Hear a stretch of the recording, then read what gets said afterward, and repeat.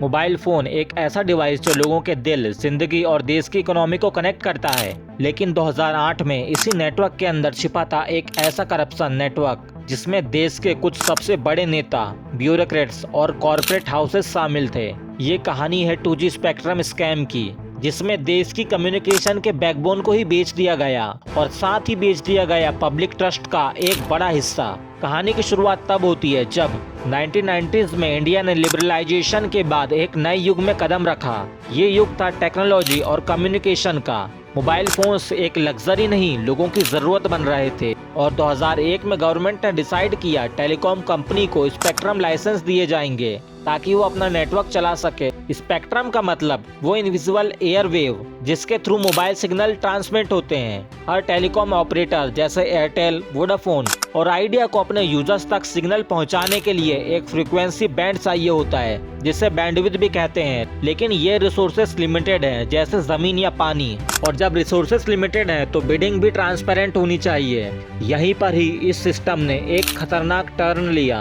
2007 में UPA government के time A Raja ने टेलीकॉम मिनिस्ट्री संभाली और उन्होंने एक डिसीजन लिया, spectrum licence first come first serve basis पे दिए जाएंगे। मतलब जो कंपनी सबसे पहले एप्लीकेशन देगी उसे लाइसेंस मिल जाएंगे। लेकिन इस सिंपल रूल के पीछे एक मास्टर मैनिपुलेशन छुपी थी। स्पेक्ट्रम्स को 2001 के पुराने रेट्स पर बेचा गया जब मार्केट की वैल्यू 10 गुना बढ़ चुकी थी। इससे गवर्नमेंट का ऑलमोस्ट 1,76,000 करोड़ रुपए का नुकसान हुआ। यानी 2008 में जब टेलीकॉम एक बूमिंग इंडस्ट्री थी तब गवर्नमेंट ने लाइसेंस को 2001 के आउटडेटेड प्राइस पर बेच दिया।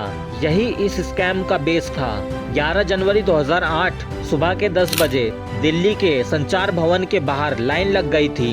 दर्जनों कंपनीज अपने एप्लीकेशन देने आए, लेकिन उनमें से सिर्फ कुछ लोगों को ही पता था कि गेट कब खुलेंगे।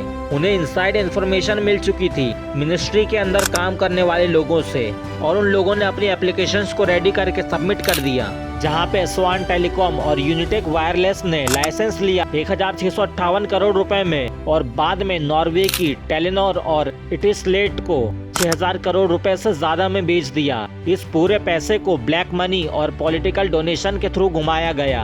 कंपनीज ने स्पेक्ट्रम लिया, रिसेल करके करोड़ों कमाए और टैक्स भी बचाया, और आम आदमी उसे पता भी नहीं था कि उसका फोन सिग्नल से एक स्कैम चल रहा है। 2009 में कुछ डॉक्यूमेंट्स लीक हुए। मीडिया ने एक्सपोज किया कि ए राजा ने कुछ कंपनीज को फेवर किया, और तब भारत के पॉलिटिकल सिस्टम में एक ऐसी हलचल मची जैसी पहले कभी नहीं देखी गई। प्राइम मिनिस्टर मनमोहन सिंह के ऊपर भी सवाल उठे। क्या उन्हें इस स्कैम के बारे में पता था? क्या उन्होंने इस स्कैम को रोकने की कोशिश की थी? 2010 में सीबीआई ने ए राजा, डीएमके के एमपी कानिमोझी और 14 कंपनीज के एग्जीक्यूटिव्स को अरेस्ट कर लिया। 2012 में सुप्रीम कोर्ट ने 122 स्पेक्ट्रम लाइसेंस को कैंसिल कर दिया। इस स्कैम का असर सिर्फ राजनीति तक नहीं था, इसने देश की इमेज और इन्वेस्टर्स का कॉन्फिडेंस दोनों को बहुत डैमेज पहुंचाया था। रिपोर्ट्स देखें तो इंडिया का FDI इनफ्लो 2011 में 20% तक गिर गया था। ग्लोबल मीडिया ने लिखा, India the world's most corruptive emerging market. उस वक्त तो टेलीकॉम सेक्टर की 9 कंपनीज तक बंद हो गई थी। देश का कम्युनिकेशन सिस्टम जिसे फ्यूचर का इंजन माना जा रहा था, उसका ट्रस्ट बर्बाद हो गया। आज भी 2G स्पेक्ट्रम स्कैम एक रिमाइंडर है कि करप्शन सिर्फ पैसा नहीं खाता, वो देश की प्रोग्रेस को भी खा जाता है। 2G स्पेक्ट्रम स्कैम ने एक सबक दिया कि जब पॉलिसी ट्रांसपेरेंसी के बिना बनती है तो करप्शन सिस्टम को बर्बाद कर देता है। हमें इस स्कैम से मेनली 3 लेसन सीखने को मिलते हैं, जो कि हैं पब्लिक रिसोर्सेज को ऑक्शन के थ्रू देना चाहिए, पॉलिटिकल इंटरफेरेंस में भी अकाउंटेबिलिटी फिक्स होनी चाहिए, मीडिया और सिटीजन्स का इंटरफेरेंस ही डेमोक्रेसी की शील्ड है। देश तब बदलेगा जब हम नेटवर्क कवरेज से ज्यादा एथिकल कवरेज पे ध्यान देंगे। हर फोन कॉल, हर सिग्नल एक कनेक्शन बनाता है, एक कनेक्शन लोगों के बीच और एक कनेक्शन भरोसे के बीच। 2G स्पेक्ट्रम स्कैम ने उस कनेक्शन को तोड़ दिया था, लेकिन हर टूटे कनेक्शन को जोड़ना हमारे हाथों में है।